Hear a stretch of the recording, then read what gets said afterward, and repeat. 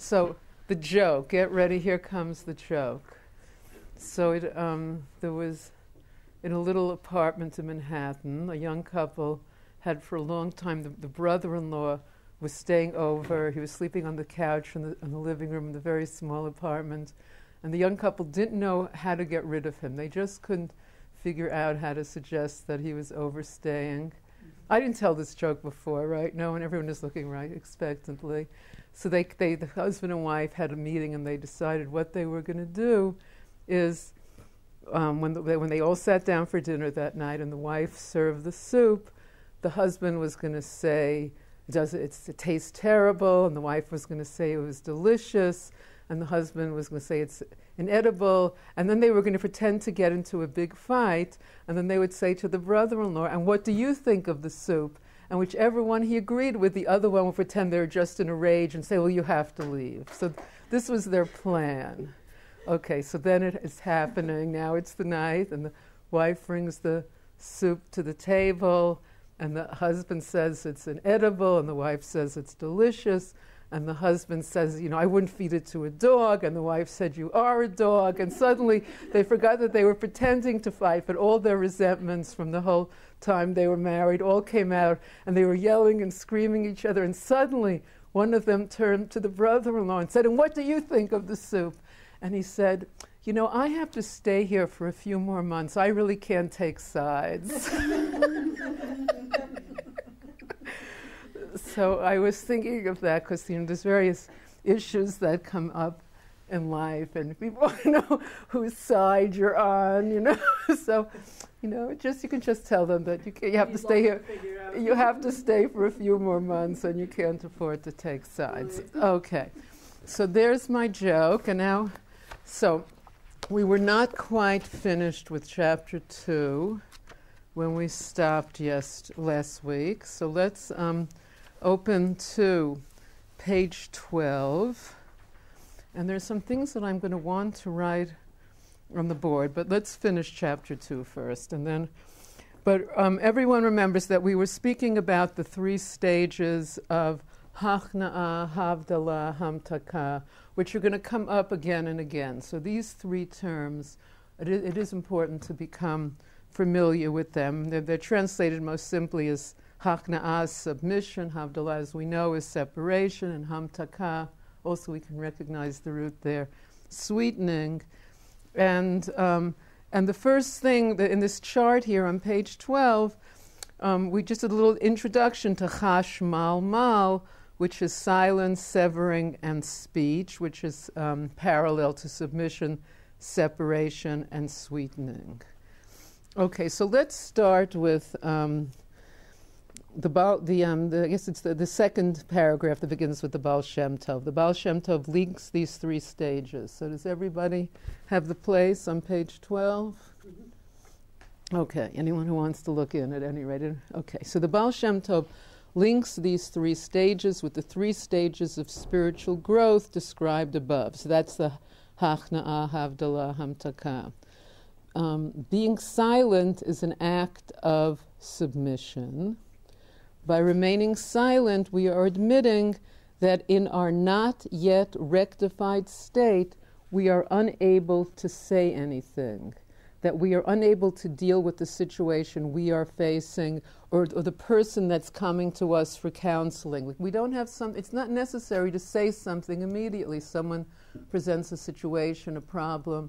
So silence can be, we're not sure exactly what to say. We're not, so silence is the first stage, Hachna'a. We must defer instead to the authority of the Torah, which instructs us how to sever or separate ourselves from evil. So I think we spoke about this last week. What does the Torah say? I mean, this is a very useful question in life. And I remember when I first heard it, it was, even though it wasn't so long, it seemed like a novel idea. Like, let's see what the Torah says. It's a reasonable question. We should know in approaching an issue. What does the Torah say? So we're deferring, which instructs us how to sever or separate ourselves from evil. How should we respond to, what does the Torah say is our response to the situation, either our own situation or someone else's? And only then can we speak and that is actively transforming the evil and its root into good, thus sweetening it. So we're going to be speaking a lot more about these ideas. I mean, this paragraph is really an introduction to what will be coming and what will be explained in much, much more detail. So if it doesn't seem perfectly clear right now, don't worry, there's much more to come on this subject. It's really an introduction. The external actions of being silent, severing, and speaking are thus the outer manifestations of the inner psychological process of hachna'a, havdalah, hamtaka, and you see the little chart. Okay, so speech is meaningful only when it is brought into relief and contrasted by silence. So that's an interesting idea. I mean, we happen to have a lot of 18-year-old seminary girls that come for guests, and they often have a lot that they want to tell me. So there's very little, sometimes there's not that contrast with silence. There's just, because it's hard, there's just so much to say, but it's, we can see when when it can be contrasted with silence, it does become more meaningful, when there is both the silence and the speaking. Indeed, the Baal Shem Tov teaches that a person who is seeking a mentor in life, and this is the idea that the Rebbe wanted everyone to have a mashpia, a mentor in life should attempt to sense the backdrop of silence in the prospective mentor's speech. Then what does that mean? That is to discern if the mentor had gone through the processes of submission and separation before he begins to speak. So again, sometimes it's to give an answer right away might not, because one does have to contemplate, think about what should be the answer that will be received. If he has gone through these processes, he will be able to sweeten the lives of those who seek his counsel and be a worthy mentor. I like that sentence, that the idea of counseling someone is to sweeten their lives. It seems like, a very good point, a clear point, that we're here to sweeten the lives of people who are seeking our counsel. How does one sense this? A sensitive listener will be deeply affected by the mentor's silent contemplation of the words he is about to speak. The listener will see in the mentor's facial expressions that he is going through the first two stages of submission and separation. First, the mentor feels himself empty of knowledge, not knowing what to say.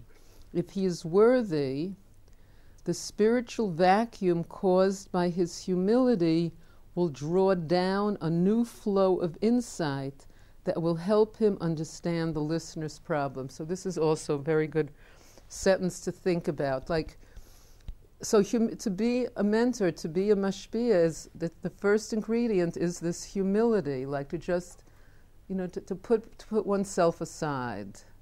And that can draw down a new flow of insight, because to answer someone's question, someone's situation, we do need a new flow of insight. Otherwise, it's just some rote answer.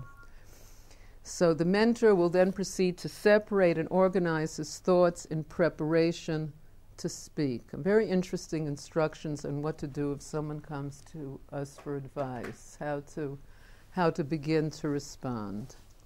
Then, in his stage of sweetening, the mentor will speak from his inner state of peace. In the depth of his being, he is at peace with God, having fully surrendered himself to him. So this is kind of advanced requirement here, that to give someone else advice, we have to feel at peace with God and surrendered to God, that the answer shouldn't be, some outgrowth of my own ego. It should be something where I'm a channel, where the advice is coming from. The advice is coming from Hashem.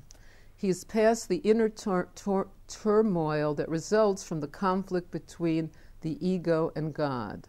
When the words of the mentor reflect this inner tranquility, they will touch the listener deeply. As Shlomo HaMelech advised, the words of the wise, spoken gently, are heeded. A quote from Koheles. So the words of the wise. So this is how to give someone advice.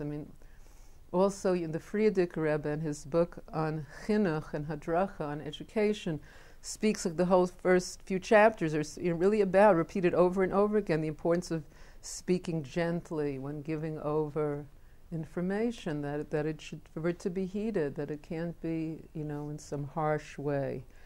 Okay, so now we've finished the first two chapters, and chapter 3 is more getting into real examples. People are always very anxious for real examples, and we'll see how we can apply it. I thought some of the ideas here in the third chapter we can also do in a workshop kind of way by seeing how it will apply to us, like that, really taking it to heart to find real living examples of what we're learning. Okay, so this is really where it's starting, something practical. So therapeutic techniques is the name of the third chapter, and the first subheading is anxiety. Okay, everyone we can all remember what anxiety is. We can think of an actual example of what it feels like, right? Real life anxiety. Okay, it's not so hard. Okay, just so we all know, so we could act it out. Okay, but I guess everyone gets the general idea. So, although life abounds with difficulties, healthy people cope with their problems and concerns without becoming overwhelmed by them. When a person begins to worry too much about his or her problems, whether real or imagined, anxiety sets in. So there's an interesting fact to know, that worry can lead to anxiety. Anxiety comes from worry. Where did all this anxiety come from? It's good to know. It's coming from worrying too much, or worrying at all, we could say. So worry can lead to anxiety. Whether the problems are real, whether the problems are imagined, too much worry leads to anxiety. We've all seen examples both in other people and in ourselves. Conscious anxiety reflects our subconscious fear that we're unable to cope with what life has in store. So conscious anxiety is the feeling that we're not able to cope, like this is too much, I can't cope with the situation is beyond me. That leads to this feeling of anxiety that we feel we're conscious of it.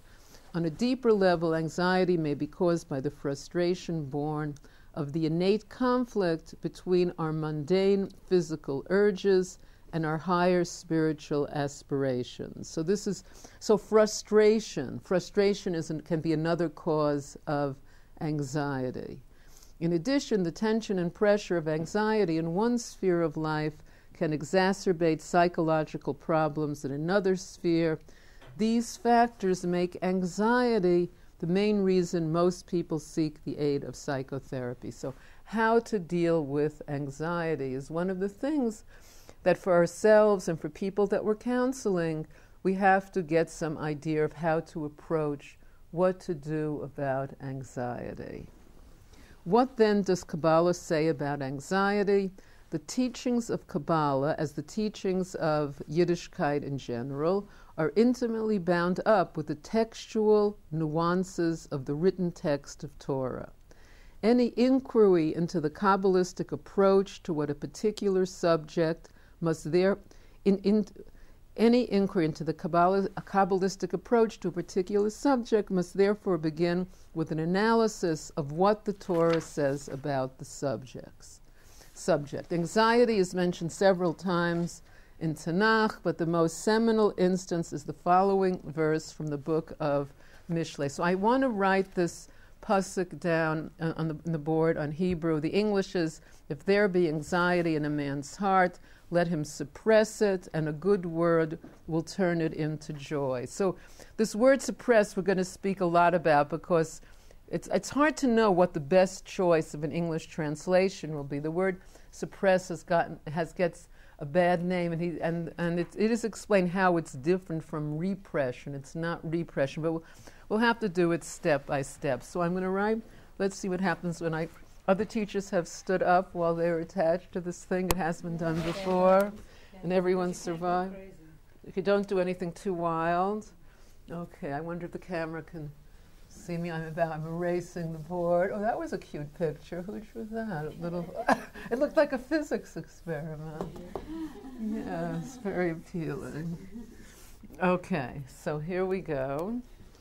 So this is from Mishlei, chapter 12, Pasuk 25. It's just really a few words, and then we'll talk about the... So the word that's used for anxiety is daga, which we can see the word for worry is right included. So we know this word, very basic Hebrew, daga.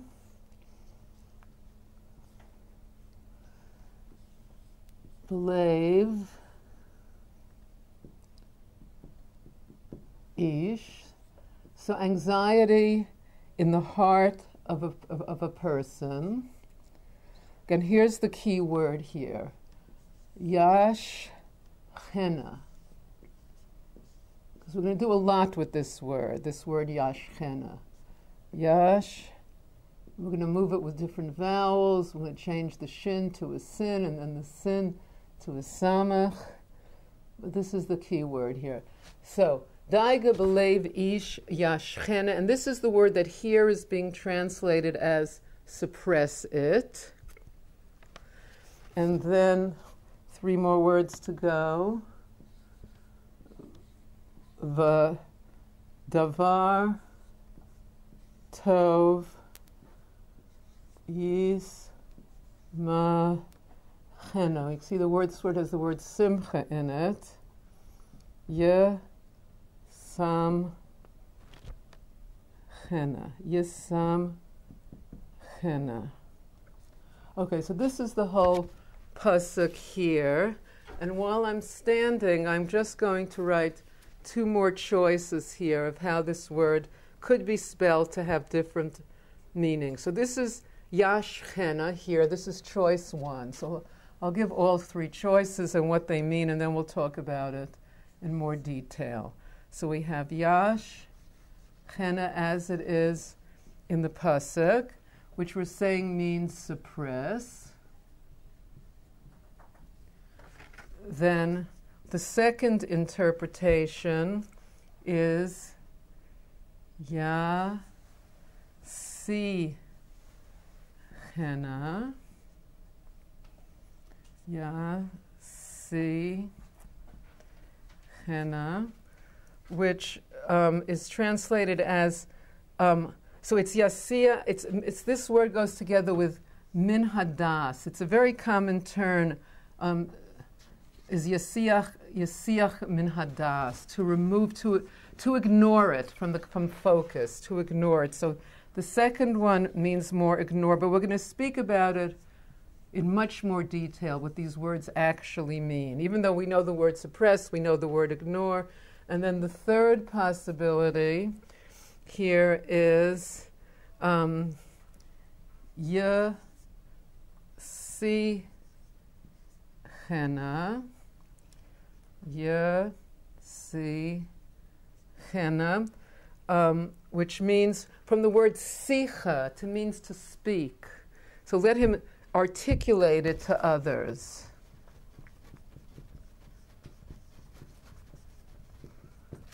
I'm putting 2 others, and that would be going together to le'acherim. Okay. Le'acherim. Okay, so it's yasichena min hadas. So suppress, ignore, articulate it to others. Okay, so we're now going to speak about this. But that is the basic point here. Okay. Okay, so I'm going to continue reading, and we'll get back to these 3 interpretations as we move along. So I'll just give you another second to copy it. It is helpful to have those 3 interpretations down. So it's Yashchena, as it is in the pasuk. Yashchena, the first one. It's like I have it with the nakudas in the pasuk itself, how it appears in Mishlei, and then the 2 interpretations. The Gemara actually goes through the Gemara Yuma actually spends a lot of time speaking about these three interpretations of this pasuk from Mishlei. And the Gemara is what gives Yashchena, Yasichena, with a samach, and Yasichena with Yusichena with a sin.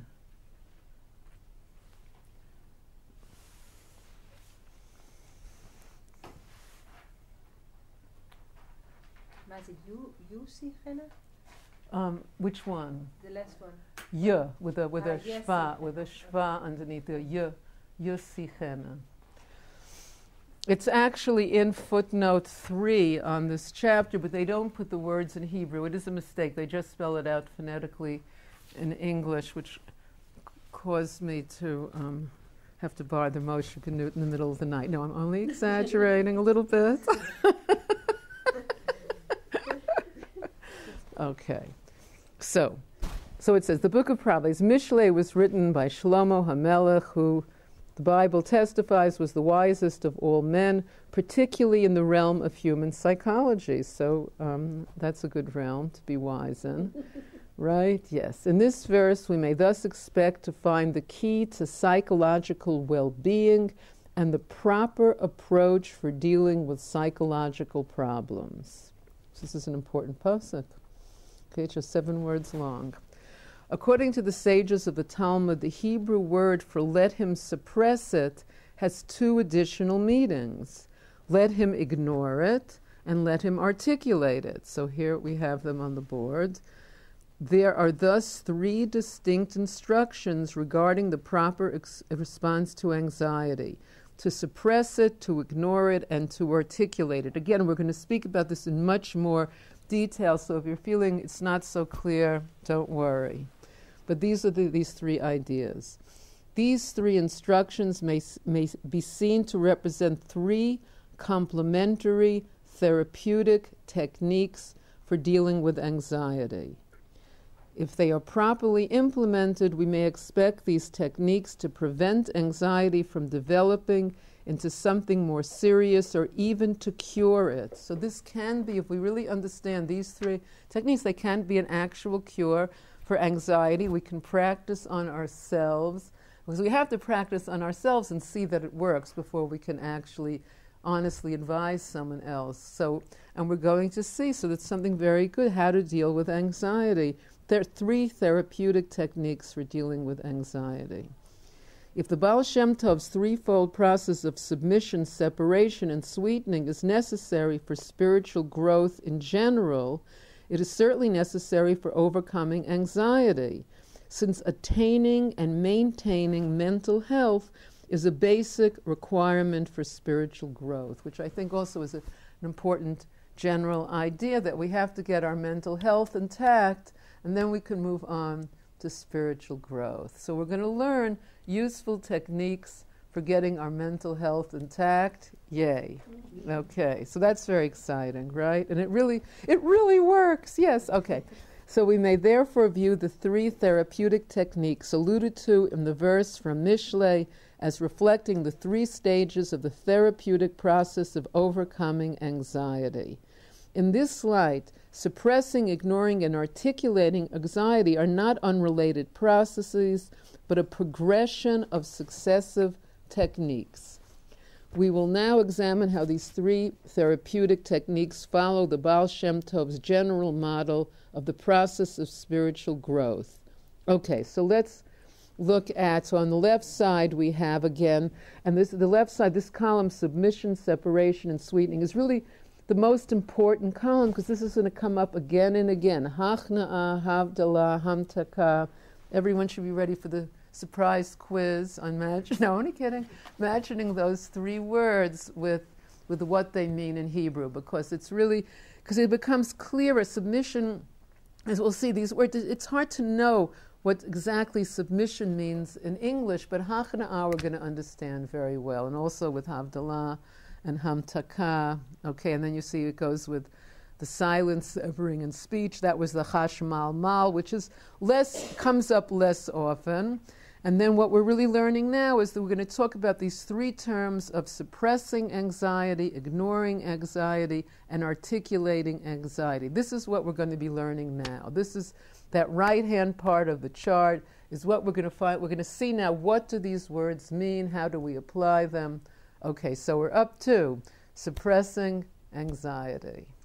Okay, so the first and most basic instruction given by Shlomo HaMelech is to suppress the anxiety that troubles the heart, which means to deflate it or cut it down to size, or as someone I was learning with this said, turning the inner volume down, that anxious voice, learning how to turn the volume down on the word, that voice that's foaming, that's inflating the anxiety, how to deflate it. So we're going to have more information, but we have to understand that that's what we're talking about.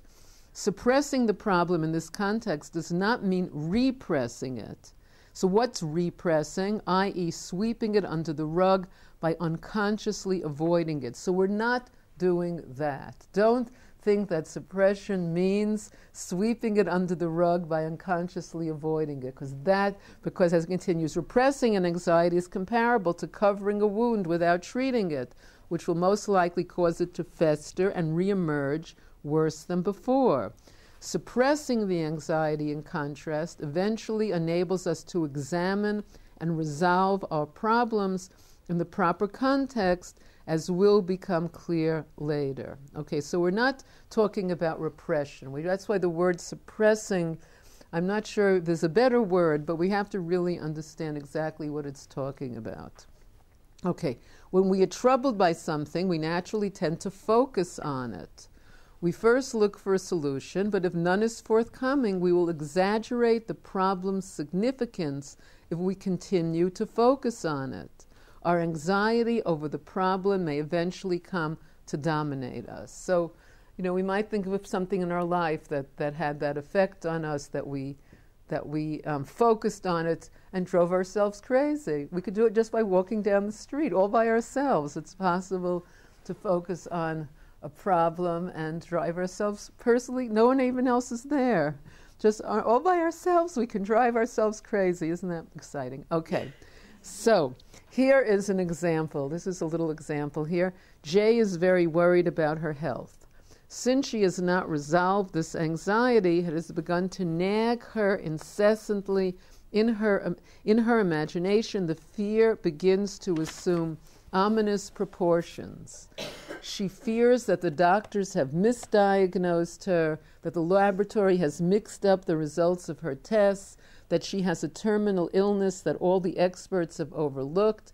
She becomes convinced that no one can fathom the depths of her trouble. She's in an absolute, total state of anxiety.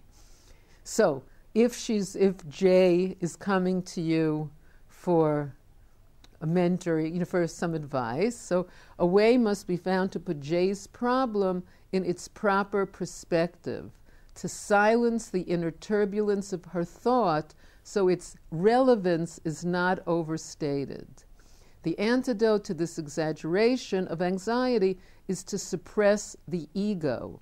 This is an act of submission in which the egocentricity is deflated and the ego itself is suppressed. Now, this is something that I find, through the 3 years of the study here in Torah's HaNefesh. It's one of the benefits is that one does learn to recognize one's ego, which is a tremendous thing.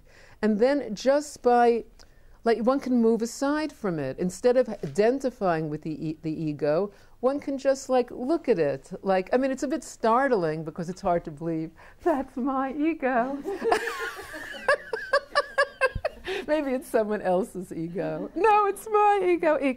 But one can step aside from it. It's amazing because, and it makes life so much more simple rather than someone who's totally identifying with it. It's quite, So this is something that seems to just happen from learning these things. But we're saying, so what does submission mean? So the egocentricity is deflected and the ego itself is suppressed. Instead of so this is shiftless. Another way of saying the ego itself is suppressed is cultivating shiftless. You're learning a class now where they're talking about shiftless, right? Bittul and shiftless. So this is really something that we have to cultivate. Anytime we feel the ego going up, we have to note it and put it down to a nice, safe level where it's not going to, fall radically and make a big splat, because that's quite painful when it does that. So if we learn to lower it ourselves neatly, as soon as we feel, recognize when it's doing that. We don't have to identify when it's doing that,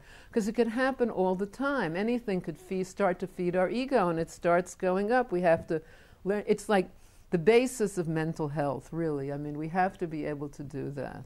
Otherwise, it's just really impossible. Okay, in general, egocentricity is manifest in self-preoccupation, selfishness, or in the extreme, narcissism. So self-preoccupation, selfishness, and narcissism.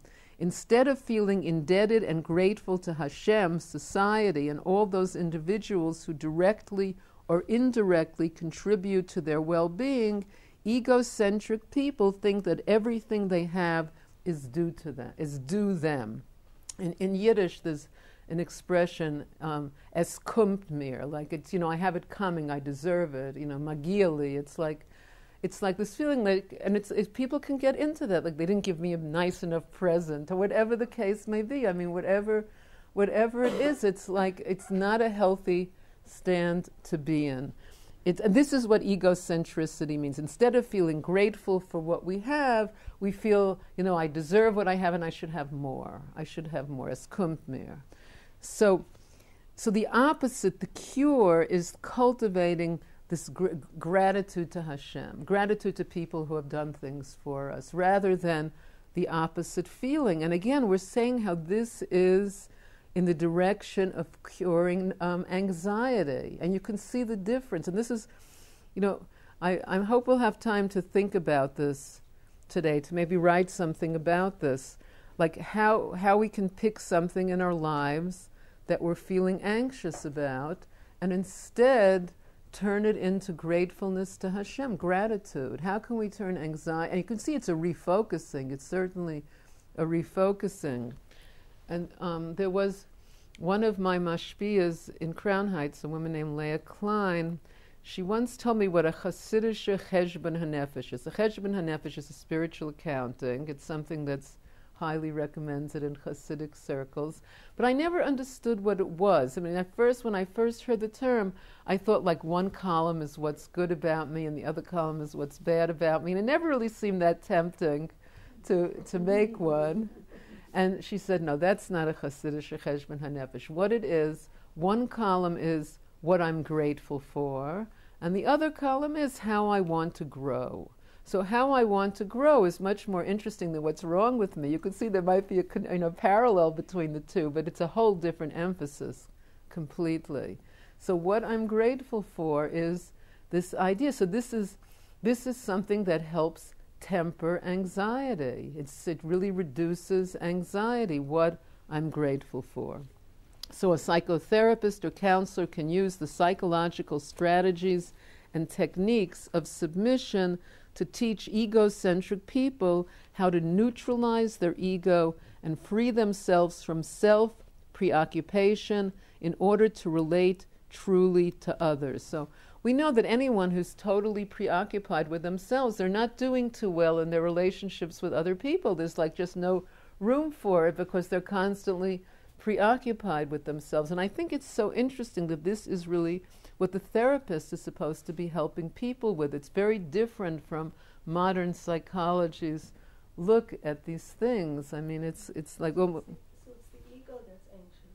It's the ego that's anxious, right. The ego gets...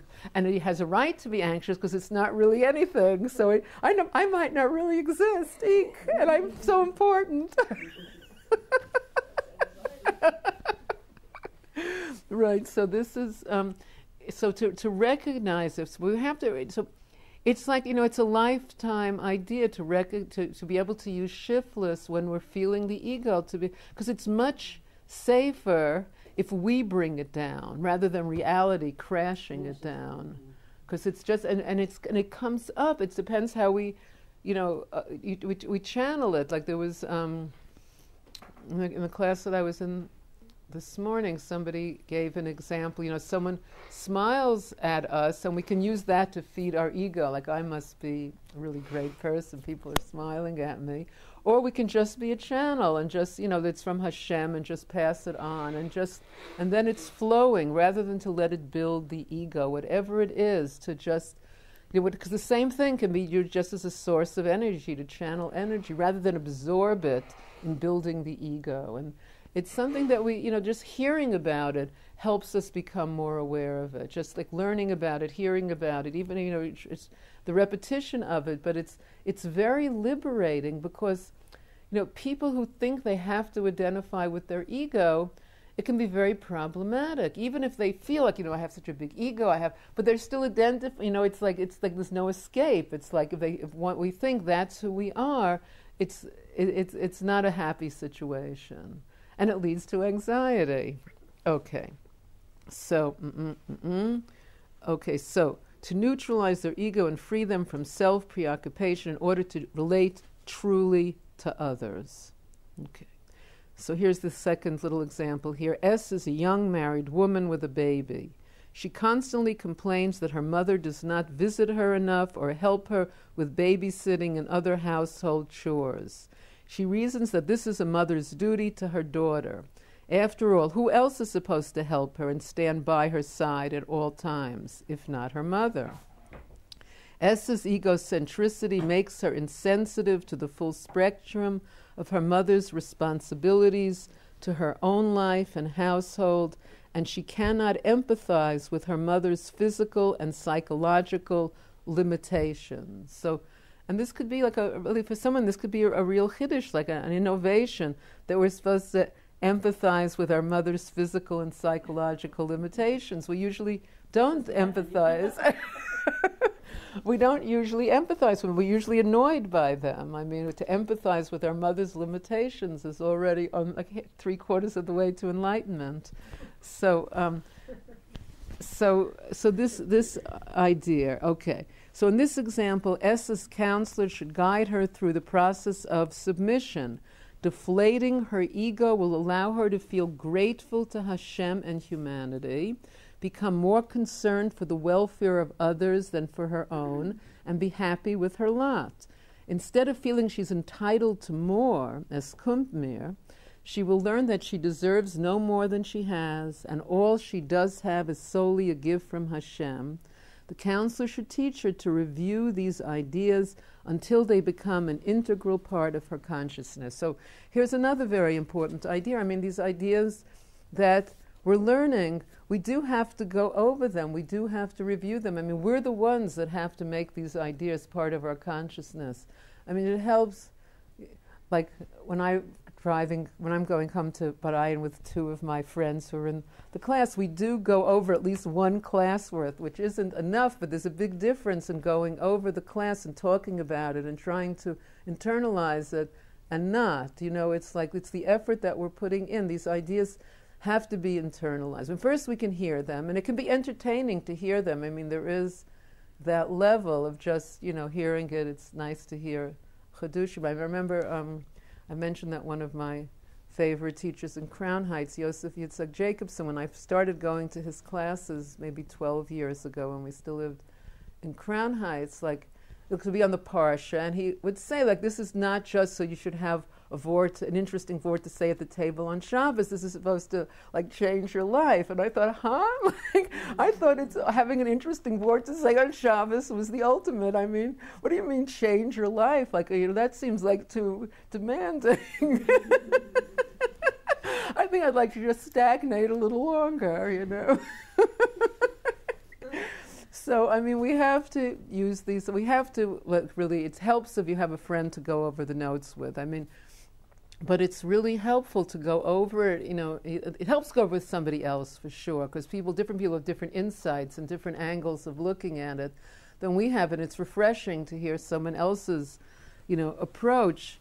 But it really, what does it mean that they have to become part of our consciousness? It's like really, it does take effort, and it's not enough just the class. So reviewing it, it is more interesting to review it with someone else. At least I find it that way. It makes it, it's more interesting to read this book that we're all reading it together. It's just something everyone's energy adds to the experience, and it's not like just some dry reading. Okay, so with S's ego out of the way, the counselor can help her realize that her mother really does love her and helps her as much as she can, but is objectively unable to respond to all of S's demands. Okay, so I would like to take 3 minutes for just everybody, I'll even take out a pen myself, to just give an example of something we're anxious about. And if anyone, no one is forced to read. If anyone wants to volunteer to share it, they'll get extra credit. But oops, was that? It's coming back. I hope that didn't throw the people didn't get startled. It is much better to come to class than be stuck watching it online. But I guess if you're living in Arkansas, it can be hard to get here on time. But okay.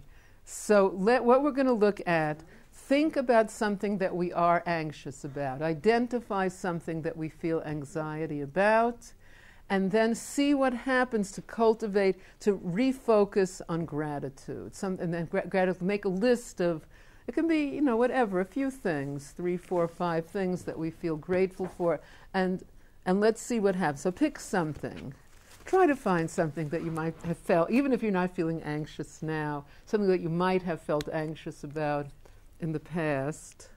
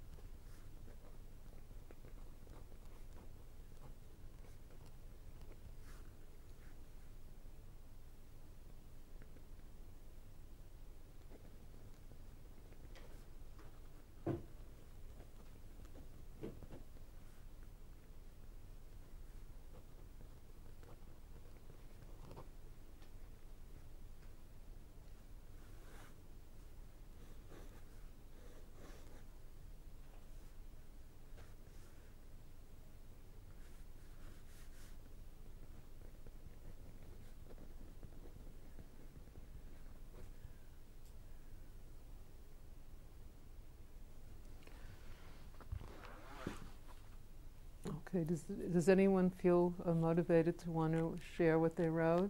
No pressure, but at least to have written it. And so there's that idea of moving from anxiety when we find ourselves in it to gratitude. Moving from. I can share. Oh, thank you, Ruth. Tell us. Today somebody came up to me. She's the Menahel she's learning here. It's a very fresh moment I have here. I'm going through anxiety right now. And she came and she said that with my daughter there's a problem in the school, that she's not behaving as she should to the other girls. And of course, as a mother, immediately you feel responsible and you want to change everything, and you also want to repress everything. Immediately I had this, it's not our fault. It's definitely the world's fault. And then I now am doing silent prayers to Shem all day long since I heard this. And I wrote here what I was going with. I wrote, thank you Hashem for giving me an opportunity to grow, to deepen my connection with my child, to learn new depths of myself and her, that will change the family dynamics altogether.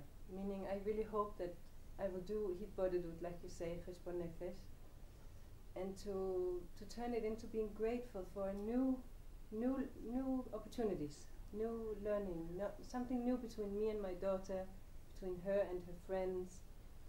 Wow, thank you. That's really beautiful and inspiring. Yay.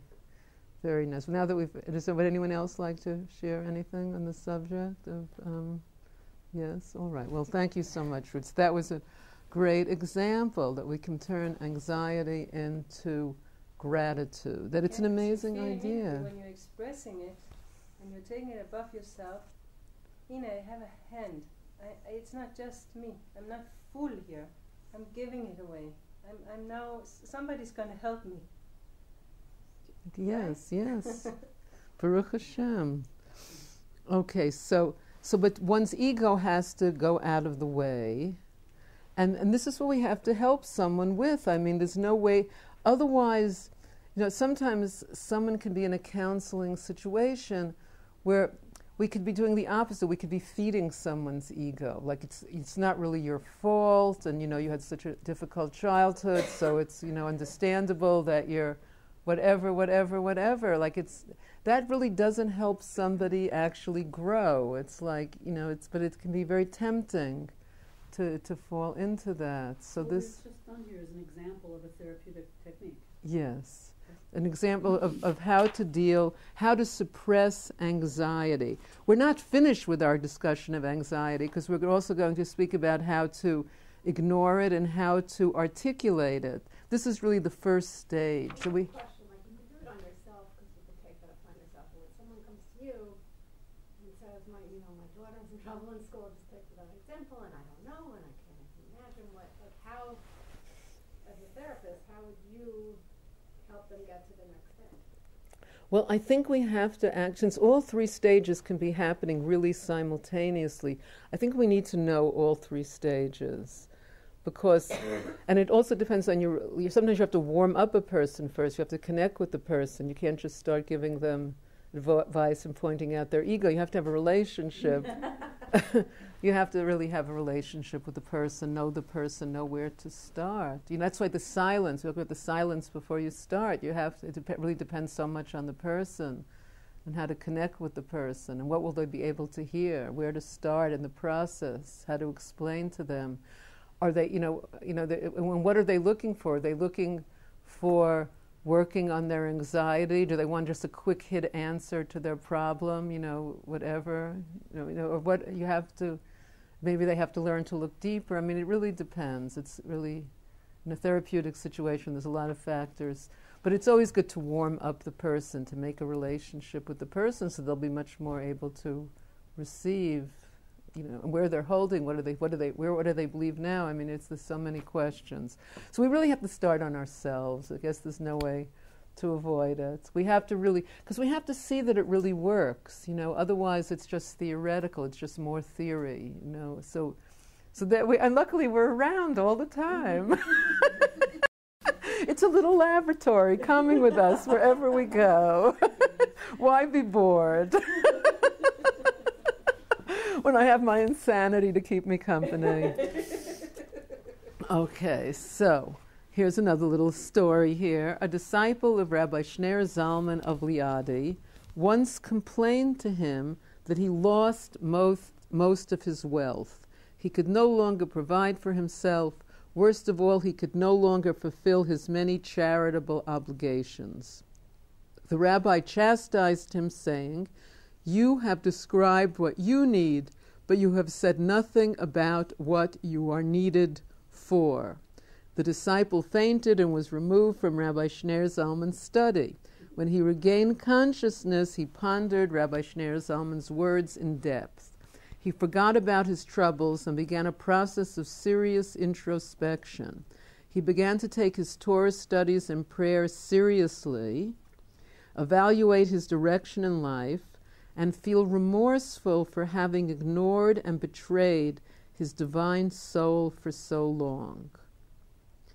Sometime later, Rabbi Shner Zalman called him into his study.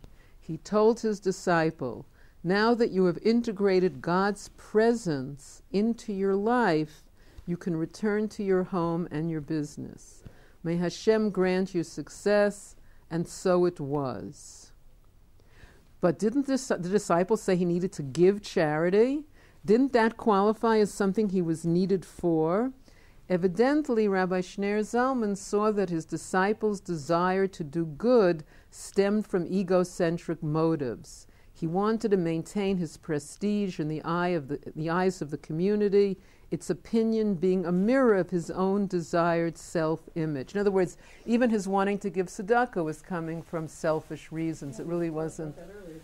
Yes, so right. So that could just be something else to feed the ego. So, and these things of his tshuva, it's very, it's like he took his davening more seriously. He was remorseful for having betrayed his soul for so long.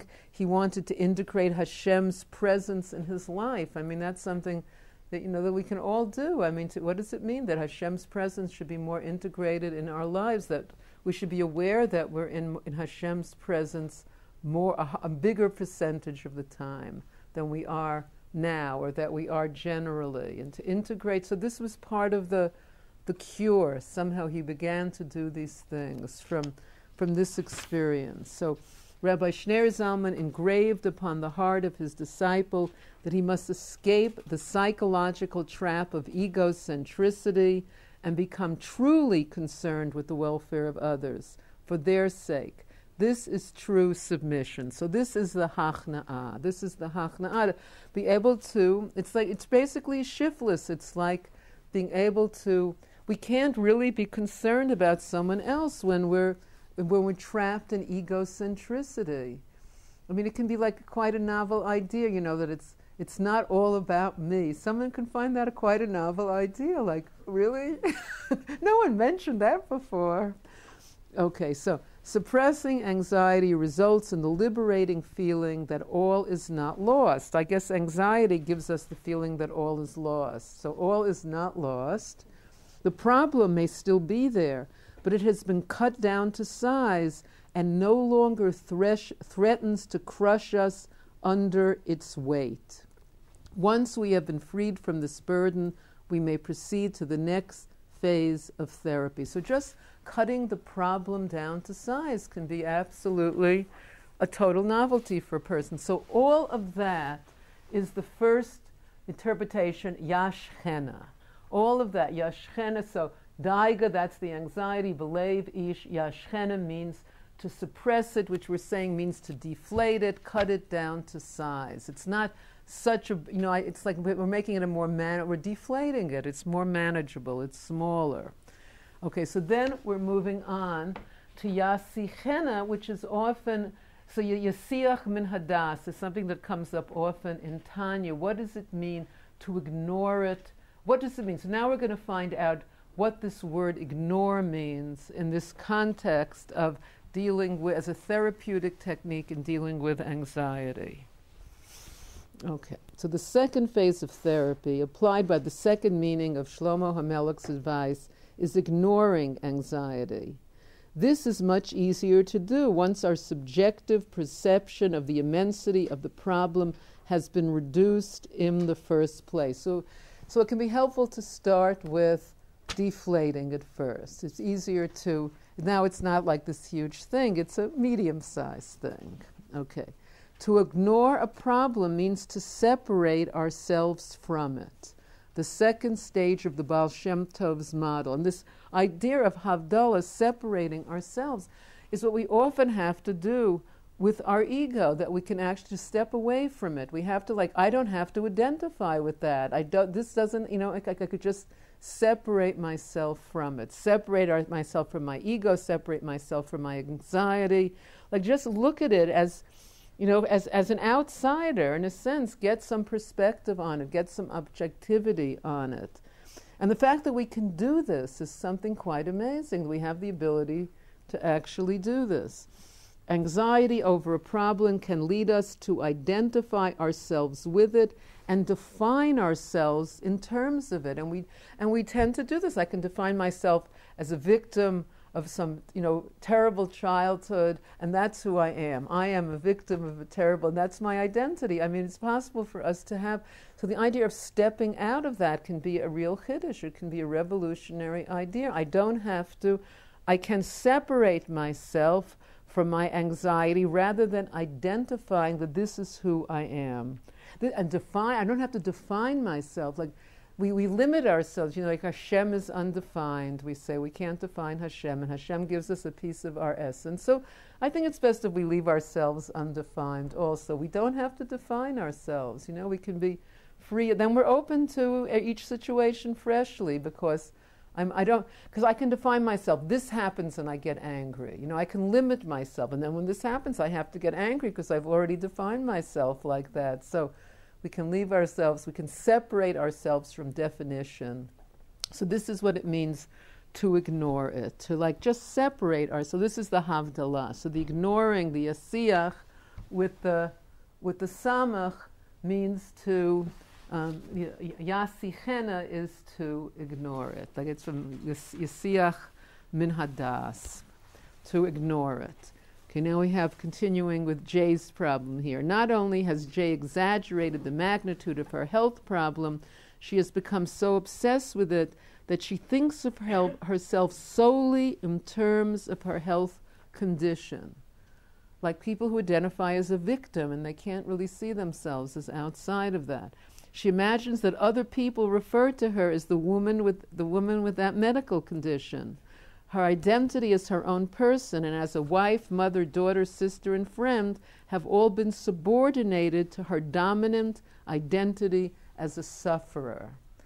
So, and it's not hard. We can all think of examples of this, or doing it ourselves, or people that do it. Like we don't have. It's like it can be a chiddush. The idea that we don't have to do that. Somebody might not have ever told us that before, that we don't have to identify. But this doesn't have to be our identity. All of these things. We don't have to be identified. We don't have to actually define ourselves. In the second stage of therapy, we learn to disassociate ourselves from our problems. We do not deny their existence or relevance, but we cease to identify with them. Even to cease to identify them for a minute can be a huge difference. And then we go back and identify with them. But at least to see that it's possible. I don't have to identify with my problems. I'm not just like a pile of problems, like we could just tend to see ourselves like that. So we don't deny their existence. There is this problem, but it's not my fundamental identity. By separating ourselves from our problems, we learn to focus on the positive aspects of life. This promotes further spiritual growth. So focusing on the positive aspects of our life promotes further spiritual growth. Somebody might want to know, how can I have further spiritual growth? And now we have an answer. Focus on the positive aspects of life. I mean, there's no way, and it sounds good. I thought I'd have to roll in the snow, sleep on nails. No, you don't have to do that for spiritual growth. You can focus on the positive aspects of life. Once we have established some measure of self-confidence in our own spiritual abilities, we are ready to proceed to the next phase of therapy. So I think we have time to do so now we're up to the third, to speak about it. And the speaking about it is really very fundamental in Hasidic thought, because the way the word is used in Tanya is with the samach, the second one, yasiach das, to ignore it. But it's well known, the teaching, I think it's in one of the Hayom Yoms, this daily schedule of something to think about every day, that the Rebbe wrote from the previous Rebbe's teachings way back in 1943. And one of them mentions, based on this pasuk, that if we can't ignore it, because sometimes we're so obsessed with something that we can't ignore it, then to speak to a friend, a mentor, professional advice, whatever it is. But we're not allowed to just drive ourselves crazy, even if we're very good at it. So some things we can push out of our minds, that we can ignore. Other things we do need to speak to someone about it. So this is the third stage, articulating, from the word sicha, speaking, articulating anxiety. The final phase of therapy implied by the third meaning of Shlomo HaMelech's advice, is articulating anxiety. This is the phase where we set out to actively solve or sweeten, in the Baal Shem Tov's terminology, the problem that is causing the anxiety. The two preceding phases, suppressing and ignoring anxiety, are prerequisites to this final phase. This is because in order to relate to something objectively and analyze it truthfully, we must first be released from our subjective ties to it. We have to be able to step aside to look at it objectively. We can't just totally identify it. You can see when someone is in the midst of totally identifying it, there's just the first step has to be to step outside the problem. Is just deflate the problem and step outside the problem, and then we can move on. Yes. We're very close with a Talmud of Shefron, and I've learned from him a lot. But I've learned from him. I've seen him do it over and over again. The initial separation, when someone's coming out of such a deep egocentric anxiety. He'll tell them, go to the window and open the window and open your arms to Hashem and say, Hashem, please help me. Hashem, please help me. And I see that once even doing it and they're not fully even ready to, if they can't say, I'm ready to give in and let Hashem into me or come closer to Hashem. It automatically, it makes a little separation, even for a minute, like you said. But even that minute can be so tremendous. And then they might resort back to that. But it really creates such a separation. Step. It's a step. It is a step. Yes, absolutely. The idea of increasing Hashem's presence in our lives can be helpful in anxiety. Increase Hashem's presence. Hashem is present. It's just a question of how conscious we are of His presence. Hashem is always present. How conscious am I? And we can ask ourselves, what makes us more conscious? What makes us less conscious? We can be totally unconscious. We can get into a scenario with our loved ones where we're totally unconscious that we're in Hashem's presence. I mean, it's not unusual. So how do we become, and being that if we are conscious, it can really change how the scenario develops. Just ourselves being aware that we're in Hashem's presence wherever and life is certainly more interesting. I mean, that we're in Hashem's presence then. So it's something like that works. So we have to be released from our subjective ties in order to just see it more objectively. What is our problem? And again, we have to do this all on we have to be able to do this on ourselves and know that it's true and know that it works and see that it can help us before we can really honestly, begin to offer any of it to someone who's coming to us for advice.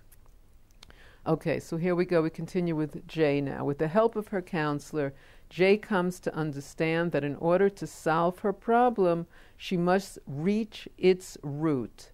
To do this, she must articulate her feelings and analyze them in depth with another person. Using the new insight this dialogue reveals, Jay's counselor will help her approach the issue of her health in a balanced, level-headed way.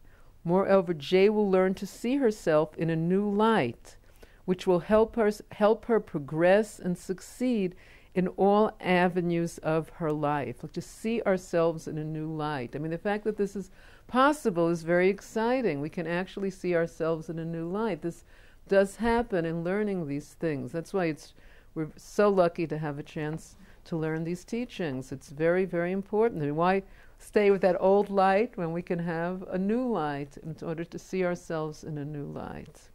So when we articulate our concerns and anxieties to a sensitive and understanding friend or mentor, we are well on the way to solving the problem that caused them by reaching its root. The friend or mentor can offer the good word that was referred to back in the pasuk by Shlomo HaMelech, Davar Tov, the good word that will help us turn it into joy. The exchange of words between two people is the tool through which the conflict is resolved. As Shlomo HaMelech says, Hashem enlightens the eyes of both of them. A quote from Mishlei. So the first two stages we can actually do on our own. The first two stages, we don't even, it's like, then the third stage, to talk to a good friend about it. It says in Pirkei Avos, buy yourself a friend. It's an art term, kanei lecha chavir, buy yourself a friend. It's like, even if you have to spend money on long-distance phone calls and airplane tickets, whatever it is, it's important to have a good friend to talk to, because this helps sweeten the problem, the advice of a good friend. But the beginning stages, we can do by ourselves. We can deflate the problem. We could learn how to not focus on it, focus on gratitude instead. But it is helpful for the final sweetening to speak to a mentor, to speak to a friend, to speak to someone, to find, to sweeten it, that a problem can be sweetened at its root is really a wonderful idea, that our problems can be sweetened at their root. We can totally see everything in a new way that we didn't see, that we couldn't even imagine when we first started out, that the whole problem can be seen in a new way. Okay, now inter-inclusion. In Hebrew, it's hiskalolus, with the root chaf lamed lamed. It means to see how things are interconnected with each other, how everything includes everything. If you ever saw, sometimes you see in a chart of the spheros, that each sphera has a little chart, and this is how we count, between Pesach, not to mention that word, and Shavuos, when we count the sphera, like we say chesed sheba chesed, gevor sheba chesed. Is everyone familiar with this idea? It's like counting, so they're all inter-included. Then we move on to chesed sheba gevora, gevor sheba gevora, teferes sheba gevora. Like they can all be, the spheros can be inter-included in each other. Each one can contain them all. So this idea of hiskalolus is a very important idea that will come back again, inter-inclusion. In the cosmology of Kabbalah, and when we say Kabbalah, it also is referring to Chassidus, the present order of reality is the rectification, that's the tikkun, of several immature stages of creation that preceded it. The word preceded must be taken allegorically, since time as we know it began only with the present order of creation. Like creation of our world is when we say time began. So it's a mushal when we're speaking about immature stages of creation that preceded our world. It's all happening now. It's all happening now on a certain level. In the previous orders of creation, that's tohu, the creative forces governing them did not act in unison. Each creative force pursued its own course of action without regard to the effect this would have on its sister forces, or on the effect its sister forces might exert on it. The result was chaos, which led to the collapse of these universes. So this is what's known as shviras hakelim, the breaking of the vessels. Like the energy was too strong, and the vessels were too weak. The vessels couldn't contain the energy, so they shattered, and they fell into. We have all kinds of sparks in our world, and one of the things we do is elevate the sparks that come our way. Anything that comes our way in the physical world, according to Kabbalah, there are sparks for us in that situation, wherever we find ourselves. It's because there are sparks for us to elevate that fell in the breaking of the vessels. So the light is too strong for the vessels. It's like, teenagers in love. I mean, the light can be very strong, but they don't have the vessels to contain it. So it shatters, people are brokenhearted, it's very painful. And then Torah Yiddishkeit gives us the vessels. The vessels are very strong, but then we need to learn how to fill them with light, because, it's like, so this idea in the preceding worlds, the worlds of chaos, of tohu, these forces were very strong, but they didn't act in unison, they didn't contain each other. So the collapse of these universes is what's known as shviras hakelim, the breaking of the vessels, which we can feel on a psychological level sometimes. It can happen that we just can feel like broken by a situation. We don't have the kelim to deal with it. So we have to, one of the things we're learning is how to strengthen our kelim, to make our kelim stronger. So in contrast, in the present order, the forces God used and uses to create and sustain the world act in harmony. Each considers the spiritual personality of all the others. This is possible because they exhibit inter-inclusion, that is, each creative force incorporates something of all the other creative forces. The presence of an element of the others within it allows it to interact with the others constructively. In this way, creation reflects its underlying holographic unity, demonstrating that it is the handiwork of one God. It's like in each part we can see the whole. Like we all have a piece of Hashem's essence, but a piece of an essence contains the whole essence. I mean, if we see, the more we can relate to people as having, Jewish people as having a piece of Hashem's essence and not getting caught up on the personality level, it's very healing for people to be able to do that. To be able to relate to people on that level, it makes them also more conscious that they have a piece of Hashem's essence, and the piece of an essence contains it all. I mean, this is in a way is describing kind of a Mashiach time of period of time of that, but be able to have this balance and inter-inclusion. The maturation of creation may be roughly compared to how children mature into adults. Children possess the same personality traits as adults, but these traits exist in them in an unsettled pandemonium. Children's desires and drives are powerful but immature. When children want something, it is difficult, if not impossible, for them to consider the impact that satisfying this desire may have on their other presently subdued desires. As children mature, they learn how to temper the unilateral nature of their urges in light of the full spectrum of motives. Gradually, they come to realize that they must moderate their pursuit of their own ephemeral interests in favor of larger, more altruistic and long-term goals, for the sake of which they must sort out, inter-include their emotions. For this process to occur, egocentricity must be neutralized.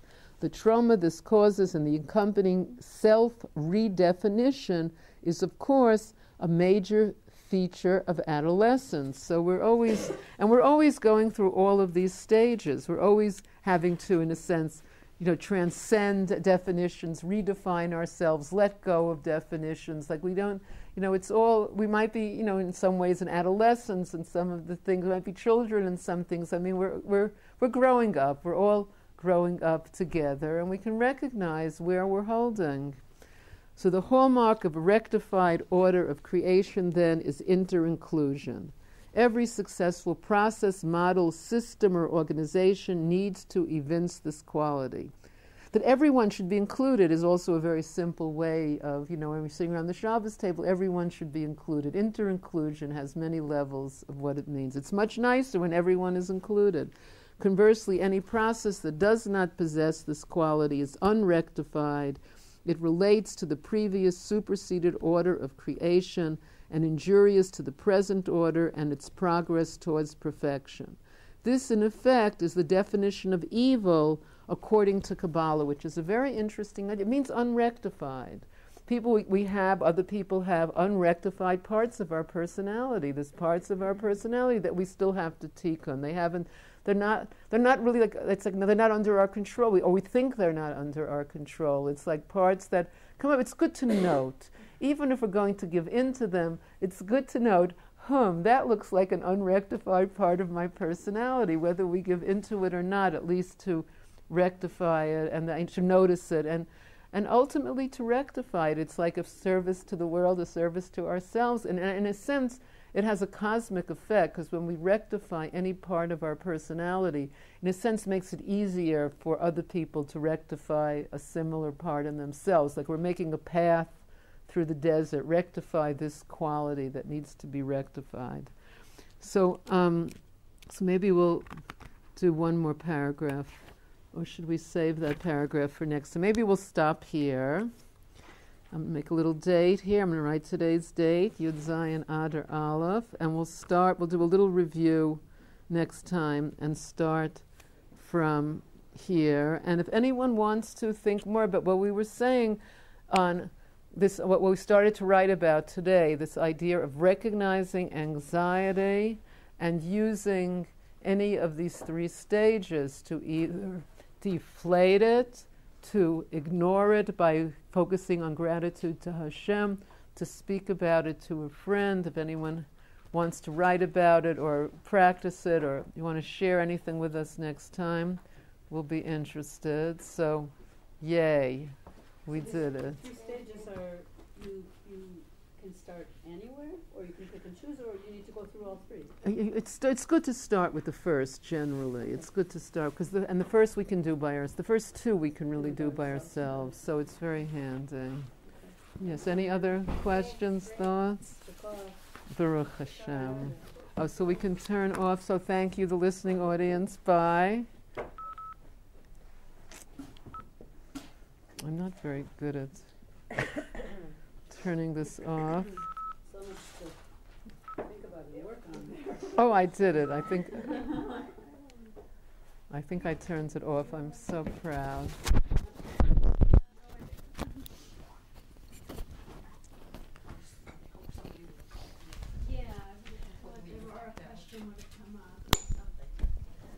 Do you think they were able to hear anything?